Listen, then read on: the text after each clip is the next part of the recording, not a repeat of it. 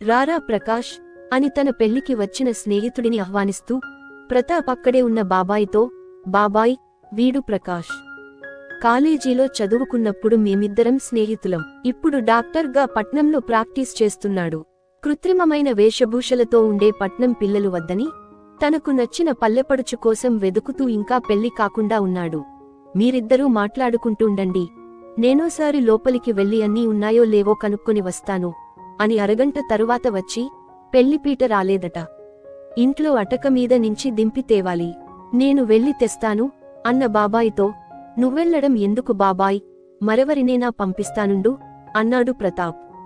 నేను వెళ్ళేదా అంకుల్ అని అడిగిన ప్రకాష్తో, నువ్విప్పుడే వచ్చావు కదా అబ్బాయి, ఇంకెవరినేనా పంపుతాను, ఎవరూ లేకపోతే నేను వెళతానులే, అయ్యో పెద్దవారు మీకెందుకు కష్టం, అయినా ఇప్పుడు నేను ఇక్కడ ఖాళీగా కూర్చోవడం బదులు మీకు సహాయం చేస్తాను.